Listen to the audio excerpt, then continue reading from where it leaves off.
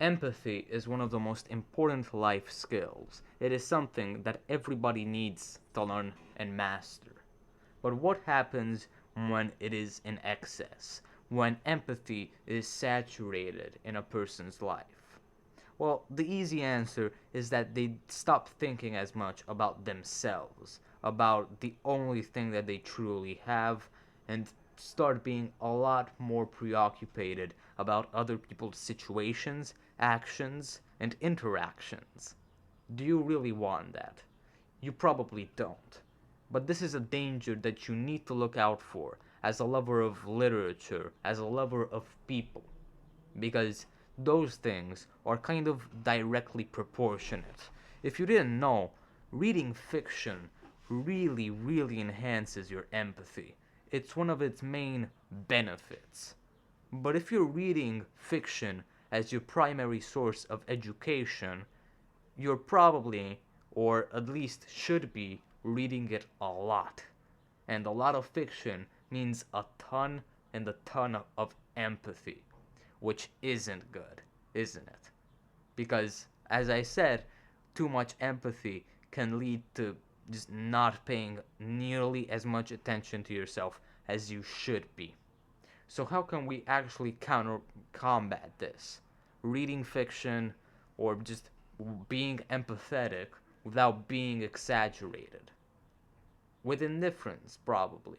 Because what is the main problem we're trying to solve?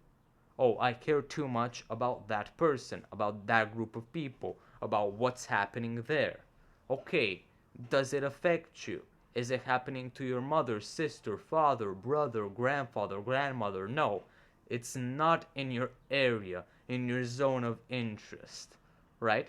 So it is not affecting your life, your interactions, your actions, your situation. It really isn't. You can either be bothered by it or not, and it, neither of those would really have an effect on what you're truly doing. But you would prefer to not be affected by that situation because it would make you happier. It would make you less stressed. Because if you really care about that situation, you will probably have a little bit of a metamorphosis, um, a mental metamorphosis that concentrates, maybe even solely on that. What happens when, I don't even know what example to give, when you are extremely upset at at who was elected president of the United States? Now, if you're a citizen of the US, that might affect you. You have reason to be upset at that. I'm Romanian. A lot of my audience is European. A lot of them are Romanian as well. Should they be upset or maybe if interested in who the United States has as a president? Should they really be in the zone when in a zone where they're constantly thinking about this, about a thing that isn't impacting their zone of interest, that has nothing to do with their situation, interactions, or actions? Is it really beneficial to them? The answer is no. If they get pleasure from thinking about the democratical situation of the USA, yeah, maybe they can think about it because it's pleasurable and it doesn't really have any negative ramifications on one's life. That is, if they don't become obsessed with it. So, yes, they can think about it as much as they like. But if they don't like it, then why would they think about it? Why would they even consider the possibility of something happening in the US if they don't care about it in the first place? If they shouldn't care about it and it doesn't make them feel good, what is the benefit? What is the use? There is no use, which is why you shouldn't think about it. And that is what a good level of empathy means. A good level of empathy is caring about other people, caring about their situation, but not letting yourself be absorbed in it. Or maybe not even caring about it that much, because it really doesn't affect you. It truly does not affect you. It matters whether or not it's in your area of interest. If it happens to your family, to your friends, to your companions, to your fellow classmates, okay, maybe you can have some empathy. But if it happens to like some random person in India, I don't know, maybe you shouldn't feel so bad about it because it really doesn't affect you, and you being empathetic towards that is only going to affect you in a negative manner. It's not going to give you anything that you're going to be proud of in the future. So why should you think about it? Is reading fiction. I have here like 100 Years of Solitude, one of probably my favorite book right now. I'm reading it, I'm loving it. It's a fiction book. It's really big, has an amazing goddamn writer right here. I love it. It's a fiction book. It expands my empathy like tenfold. How do I read this and do not have the beneficial effects of reading literature for empathy turn into something that is detrimental, something that is that is in excess? Well, you just do it by not getting too invested in art. Because if you play a video game, watch a movie, read a book, read an article, a fiction article, whatever.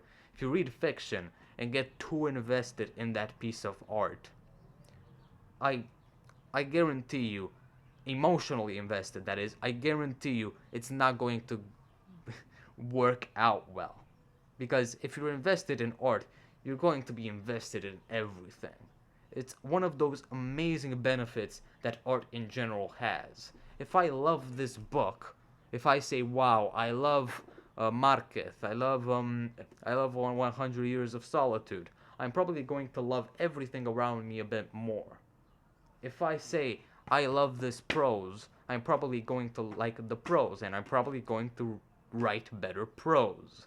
If I say I care so much, I'm going to care so much about that.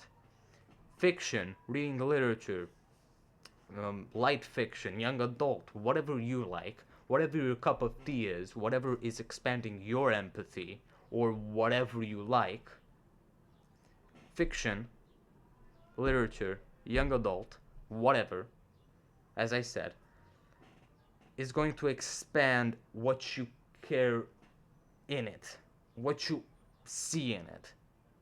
Because if you read it, I don't even know how to explain this, goddamn. If you care too much about art, you care too much about other people.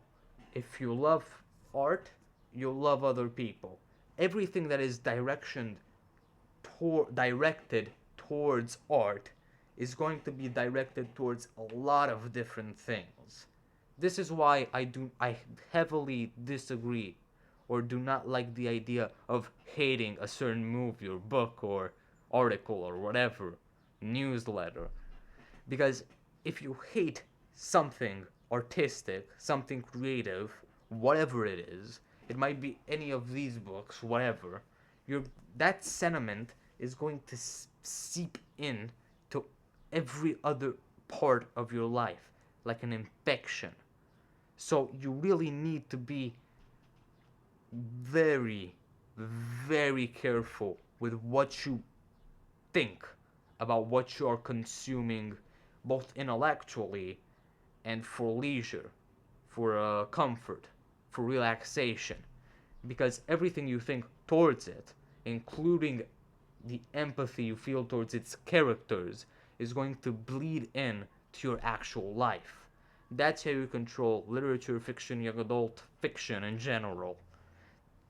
So it doesn't destroy your empathy metric, your empathy levels. Because if they're not very, very well established, not too big, and not too small, if they're not very well established, you will suffer, and if they're well established, you will gain. There is so much to gain out of good empathy levels.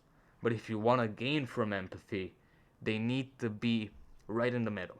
Not too much, not too little. I'll see you later.